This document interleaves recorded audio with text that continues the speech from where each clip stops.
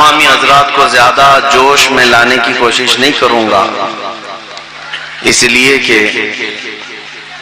मुझे पता है बरगेन वाले ज्यादा तौर पर ईंट का कारोबार करते हैं और मुहावरा भी मशहूर है, ईंट वाले ईंट का जवाब पत्थर से देते हैं। अल्लाह ताला आपका इत्तेहाद और यूनिटी इसी तरह बरकरार रखे।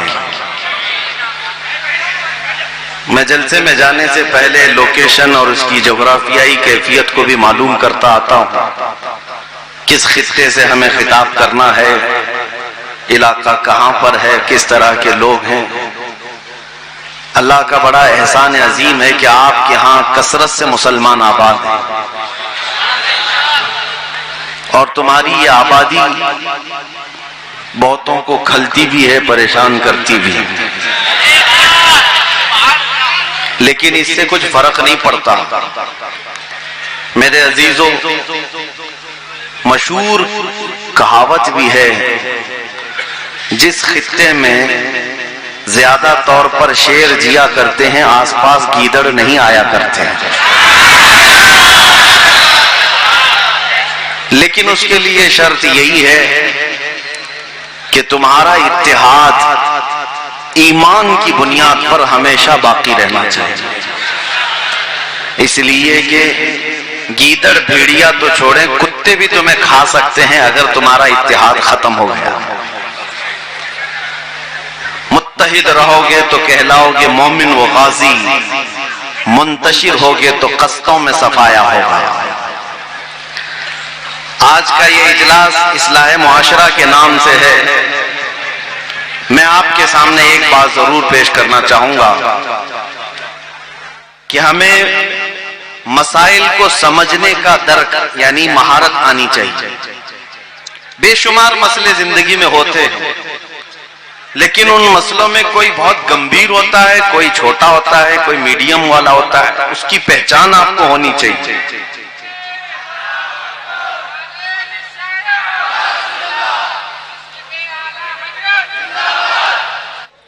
इस महफिल पाक की जान, इस महफिल पाक की रौनक और इस महफिल पाक की जीनत ताजुल मशाइख हुजूर अमीन मिल्लत दामत बरकातुहुमुल कुद्सिया हमारे दरमियान जलवा फिगन है। नबी पाक सल्लल्लाहु तआला अलैहि वसल्लम के अहले बैत की खुशबुएं आपको बहुत करीब से महसूस होती हैं। आप मारेरा मुतहरा के बहुत करीब रहते हैं और सिर्फ करीब रहते नहीं बल्कि इनके फैज को हमेशा अपने शहर में पाया भी करते हैं। या आप खुशकिस्मत हैं, मेरे इलाके में, यानी अगर मैं आपको बताऊं हिंदुस्तान के जनूबी इलाके में हजरत के लिए लोग बरसा बरस से इंतजार में रहते हैं, लेकिन बरगेन वाले फैज पाते रहते हैं। जब चाहे मन आए मारेरा हाजिर हो गए, अलीगढ़ हाजिर हो गए या हुजूर खुद तशरीफ ले आ गए। अल्लाह तबारक व तआला ये सिलसिला फैज हमेशा आपके साथ कायम व दायम रखे। मैं गुफ्तगू शुरू कर चुका हूं। अब चूंकि यहाँ पर मशाइख मौजूद हैं, उनके सामने मैं ज्यादा देर तक नहीं हाजिर हो सकता, खड़ा नहीं हो सकता। जितनी देर मुझे बैकिंग पावर मिलता रहेगा आपके सामने हाजिर रहूंगा इंशाअल्लाह। इस्लाह मुआशरा के लिए सबसे पहली चीज हमें इस बात का दर्क होना चाहिए कि मसाइल हमारे पास बहुत सारे हैं, लेकिन उन मसलों की नौइयत अलग अलग होती है और मौका महल, ये भी तमाम चीजें इंसान को सबसे पहले ये सीखना चाहिए। अब आप जवान हो गए, इसमें से बहुत सारों की जवानी भी खत्म होने को आ गई। अगर वो अब तक मसाइल को समझ ना सके तो दुनिया में यूं ही आए थे और यूं ही चले भी गए। अजीजा ने गिरामी, आज के जो मसाइल हैं ये नए नहीं हैं, हर जमाने के हैं, हर जमाने के हैं। लेकिन इनकी शक्लें बदल जाती हैं, नाम बदल जाता है। आज बेशुमार मसाइल हैं तुम्हारे सामने गुफ्तगू करने के लिए। इसीलिए मैं कहता हूं कि मिसाल के तौर पर अगर कोई हमारे बारे में अभी आकर ये कहे मुआशरा तालीम में बहुत पीछे है, एक मसला है, बड़ा मसला है, इल्म से कोसों दूर वो उम्मत है जो पूरी दुनिया को इल्म देने के लिए आई। इस उम्मत का आज हाल ये कि इनमें गाने बाजे तमाशों की कसरत है, यहां पर फहाशी का दौर दौरा है, बद अखलाकी आ गई है, किरदार नाम की चीज नहीं, ये सब मसाइल हैं।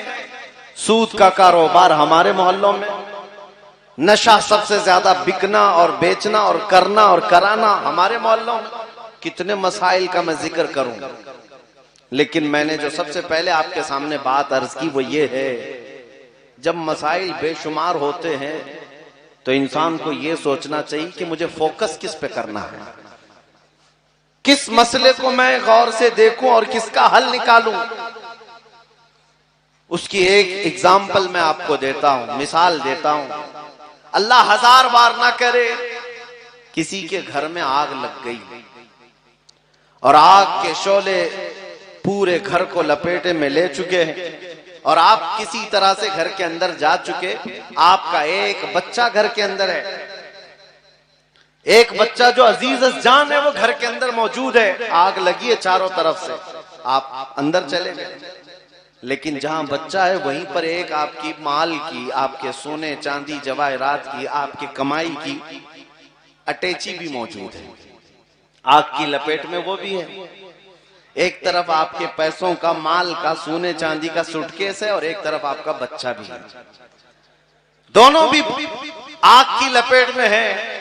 अक्ल रखने वाले किसी भी इंसान से मैं पूछना चाहता हूं, जब भयानक आग लगी हो और आप बचा सकते हैं इसमें, तो पहले किसको बचाएंगे? अपने बच्चे को बचाएंगे। कोई भी यही जवाब देगा। इसलिए कि माल तो फिर कमाया जा सकता है, लेकिन जान बचाना जरूरी। ये वक्त की जरूरत को आपने महसूस किया, इसको कहते हैं जब आदमी इस तरह के मसाइल में घिर जाए तो वो फोकस किस पे करे, ये फैसला उसे करना होता है। उसको तवज्जो किस मसले पर देना है ये सोचना है। आज इन मसाइल को अगर हमारी कौम और कौम में मौजूद उलमा समझ लें कि हमें फोकस किन मसाइल पर करना है, तो लड़ाइयों झगड़ों में आज हमारी दिन और रात खराब नहीं होते। इसलिए कि मैं आपको बता रहा हूं मेरे अजीजों, आज हमारे किरदार की बेतरतीबी, हमारे इल्म का ना होना, हमारी औरतों की बेपर्दगी, बहुत सारे मसाइल हैं, आग लगी हुई है। लेकिन इन हजारों मसाइल में मैं आपको बताता हूं सबसे बड़ा मसला जिस पर फोकस करना चाहिए वो इज्जत रसूल पाक है, वो नामूस रिसालत का मसला है। नबी करीम सल्लल्लाहु तआला अलैहि वसल्लम की इज्जत पर जब हमला हो तो यूं समझ लें कि हमारी सिर्फ नहीं पूरी कायनात की जान पर हमला। जान है वो जहान की, जान है तो जहान है। जो अहम और इंपॉर्टेंट मसला होता है उस पर फोकस करना इंसान समझ ले। अब मसाइल इसलिए मैं कह रहा हूं, एक तरफ दरिंदे नाच रहे हैं, कूद रहे हैं, तुम्हारी तबाही के प्लान बना चुके हैं और मुनज़्ज़म तरीके से तुम्हारे आ रहे हैं। वो भेड़िए जो तुम्हारे साथ कभी बात करने की औकात नहीं रखते, लेकिन आज वो तुम्हारी जेनोसाइड, नस्ल कुशी के मंसूबे बना रहे हैं। इसकी वजह यह है कि तुम्हें कुछ फर्क नहीं पड़ता, वो तमाम मंसूबे बना रहे हैं, लेकिन हमारे दरमियान किन मसाइल पर फोकस किया जा रहा है, हम किन मसाइल से उलझे हुए हैं। हमारे यहाँ तो छोटे छोटे मसाइल हैं, मस्जिद का सदर बन गया, कोई सेक्रेटरी बन गया, इसी में उसकी जिंदगी है और इन्हीं इख्तिलाफात में मोहल्लों में आग लगी हुई है। एक बात याद रखो मेरे अजीजों, इन छोटे मसाइल पर जितने उलमा भी उलझे हुए हैं, मैं किसी को खास तौर पर निशाने तनकीद नहीं बना रहा, लेकिन ये मैं जरूर कहता हूं कि मसाइल आप ही इस्लाह करेंगे, उलमा ही इस्लाह करेंगे। जिन चीजों में बेतरतीबी आप ही सही करेंगे, लेकिन हर तरतीब देने का एक वक्त होता है, किस वक्त क्या करना चाहिए। जामिया अशरफिया मुबारकपुर में हमारे एक उस्ताद थे और फरमाया करते, वो बहुत अच्छा मुहावरा था। कहते कि बेटा जिंदगी में ताजमहल नहीं देखे तो कोई बात नहीं, मौका महल जरूर देखना, ये बहुत जरूरी चीज है। और आदमी बेमौका बेमहल की किसी भी चीज पर अपनी जिंदगी और अपनी एनर्जी खर्चा करता रह जाए तो ऐसे शख्स को बेसूद कहा जाता है, बेफायदा कहा जाता है। मुझे बताओ आज हम लोगों को किस चीज के लिए माथा जोड़कर बैठना चाहिए? ये मॉब लिंचिंग के मुतालिक या हमारी बच्चियों के मुर्तद होने के खिलाफ? हमें इन मसाइल से यहां हिंदुस्तान में हम जूझ रहे हैं। और आपको पता है बाज़ाब्ता आईटी सेल बना करके गुंडे खरीदे हुए मुसलमान लड़कियों के मुतालिक एक ऐप बनाते हैं और उसमें मुसलमान बच्चियों के नाम और उसके साथ उनके रेट लगाए जाते हैं कि फला औरत का ये रेट है, फला औरत का ये रेट है। ये सब ये ऐप डाल करके तुम्हारी जिल्लत नहीं है तो और क्या है। इन मसाइल को देख करके मैं इमाम गजाली की वो बात याद आती है। आपने फरमाया था जब उम्मत रसूलुल्लाह की तौहीन पर खामोश हो जाए तो चंद दिन वो इंतजार करे, उनकी माँ और बहनों को बाजारों में नीलाम किया जाएगा, वो कुछ न कर सकेंगे, वो कुछ न कर सकेंगे। हम देख रहे हैं ये हालात। अजीजाने गिरामी वक़ात, दिल छलनी छलनी हो जाता है। जिन मसाइल पर हमें फोकस करना चाहिए वो छोड़ करके हम किन मसाइल में उलझे हैं। बेमौका बेमहल कुछ लोगों की बातें और इख्तिलाफात तो इस कदर शदीद बढ़ते चले जा रहे हैं। सोशल मीडिया आज मुनाजरे का अड्डा है। उलमा से भी मैं अर्ज गुजार हूं इस्लाह मुआशरा के लिए, आप उन मसाइल पर जरूर गुफ्तगू करें तन्हाई में जिन मसाइल में आपको तसल्ली नहीं, तशफ़ी नहीं। लेकिन आज उम्मत को कोई रास्ता देखने वाला कोई नजर ही नहीं आता। ये जिस तरह से जूझ रहे हैं मसाइल से, इनका हल क्या है? अजीज़ान गिरामी औक़ात, सालों पहले की बात मैं आपको बता रहा हूं। हुजूर मुजाहिद मिल्लत अल्लामा हबीबुर रहमान साहब रहमतुल्लाह तआला अलैह, ये हकीकत में नाम के साथ इस्म ब मुसम्मा थे, मुजाहिद मिल्लत थे।